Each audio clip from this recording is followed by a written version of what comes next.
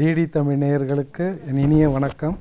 இன்று இயல்முறை சிகிச்சை மருத்துவத்தில் முகவாதம் என்று கூறப்படும் 7ஆம் மண்டை ஓட்டு நரம்பு கோளாறு அதை பற்றியும் அதை வருவதற்கான காரணங்களும் அதனுடைய அறிகுறிகளும் எவ்வாறு கண்டறியலாம் என்பதை பற்றியும் அதற்கு அளிக்கப்படும் இயல்முறை சிகிச்சை பற்றியும் காண்போம். அதனுடைய காரணிகள் 2 வகையாக பிரிக்கலாம். அது 2 வகையாக தென்படும். மூளையில் ஏற்படும் நியூக்ளியஸ் என்று சொல்லக்கூடிய மூளையில் ஏற்படக்கூடிய காரணிகள் அப்பர் மோட்டார் நியூரான் லீஷன் என்றும், அந்த மூளையில் ஏற்படும் நியூக்ளியஸ்க்கு கீழே உள்ள பகுதியில் ஏற்படும் கோளாறுகளுக்கு லோவர் மோட்டார் நியூரான் லீஷன் என்று கூறப்படும். அந்த 2 வகை காரணங்களால் இந்த முகவாதம் ஏற்படும்.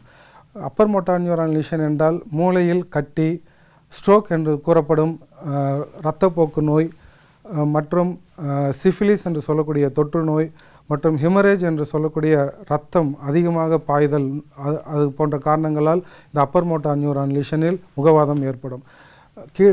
அடுத்தபடியாக லோவர் மோட்டார் நியூரான் லீஷனில் அவர்களுக்கு காது வழியாக ஏற்படும் சீழ்கட்டி மற்றும் திரை இருக்கும் உள்ள அந்த திரையில் ஏற்படும் காயங்கள் ஏற்படுவதனாலும், காற்றினால் வரக்கூடிய இன்ஃபெக்ஷன், ஹெர்பெக்ஸ் இன்ஃபெக்ஷன் என்று சொல்லக்கூடிய காற்றின் மூலம் குளிர்காற்றினால் ஏற்படும் முகநரம்பு தடிமன் வீக்கம், அதனால் ஏற்படும் லோவர் மோட்டார் நியூரான் லீஷன் என்று கூறுவார்கள். அதனால் ஏற்படக்கூடிய முகவாதம் அது முகத்தை பாதிக்கும். அந்த முகத்தில் ஒரு பக்கம் மட்டும் பாதிக்கும்.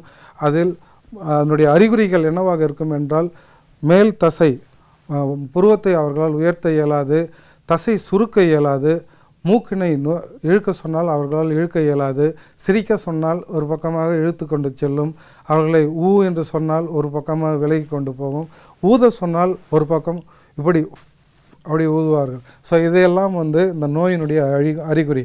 நம்மிடம் எப்பொழுது வருவார்கள் என்றால், அவர்கள் சோப்பு போட்டு மூஞ்சி கழுவும் போது கண் எரியுது டாக்டர், அப்புறம் பார்த்தா கண் மூட முடியல அப்படின்வாங்க. பல்லு துளக்கும் போது பல்லு துளக்கிட்டு வாய் கொப்பளிக்க போனால் வாய் கப்பளிக்க முடியல, எச்சி ஒழுகுது, தண்ணி அது மட்டும் போகுது, என்னால் கண்ட்ரோல் பண்ண முடியல அப்படின்வாங்க. சாப்பிட போனால் ஒரு பக்கம் என்னால் சாப்பிட முடியல, ஒரு பக்கம் தான் சாப்பிட முடியுது, வாய் ஒதுங்குது அப்படின்வாங்க. இதெல்லாம் இந்த நோயினுடைய அறிகுறிகள். இந்த நோயினுடைய சிகிச்சை முறைகள் என்னவென்று பார்த்தால், ஆரம்ப நிலையில் அவர்களுக்கு எங்களுடைய இயல்முறை சிகிச்சையில் எலக்ட்ரிக்கல் ஸ்டிமுலேஷன் என்று சொல்லக்கூடிய மின் தூண்டுதல் முறையில் ஒவ்வொரு தசைகளையும் நாங்கள் தூண்டுதல் முறையில் அவர்களே இருப்போம்.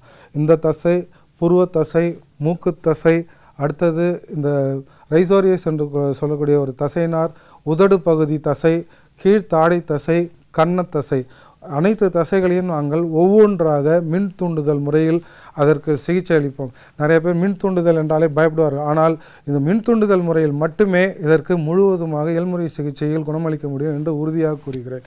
மேலும் இந்த ஃபேஷியல் மசாஜ் என்று சொல்லக்கூடிய அழகான முறையில் அவர்களுக்கு எதமாக அளிக்கக்கூடிய ஃபேஷியல் மசாஜ் சிகிச்சை முறையில் அவர்களுக்கு இது குணமாகும்.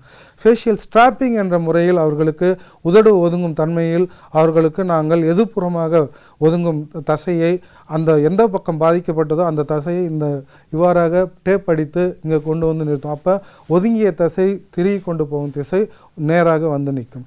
கண் மூட முடியாமல் இருக்கும். அவங்களுக்கு இந்த டேப் அடித்து கண்ணை மூடுறதுக்கு தூங்கும் போது கண்ணை மூட சொல்லுவோம். அவர்களுக்கு டூஸ் அண்ட் டோன்ஸ் என்று சொல்லக்கூடிய செய்யக்கூடியது செய்யக்கூடாதது 2ஆக பிரிக்கலாம். அவர்களுக்கு சோப்பு போட்டு முகத்தை கழுவக்கூடாதுன்னு சொல்லுவோம். கொஞ்ச நாட்களில் வெளியில் எங்கேயாவது போயிட்டு வராங்க அப்படின்னா கண்டிப்பாக காகல்ஸ் யூஸ் பண்ணணும். கண்ணாடி, கண்ணாடி, அது முழுவதுமாக காற்று போகாத அளவுக்கு இருக்கும். ஏனென்றால் துல்லிய காற்று கண்ணை இன்ஃபெக்ஷன் கொடுக்கும். காது அடைத்து கொண்டு தான் வெளியே செல்ல வேண்டும். இந்த அறிவுரைகளை நாங்கள் கூறுவோம். இந்த அறிவுரைகள் அவர்கள் எடுத்துக்கொண்டால் அவர்களுக்கு சீராக இந்த நோய் குணமாகும்.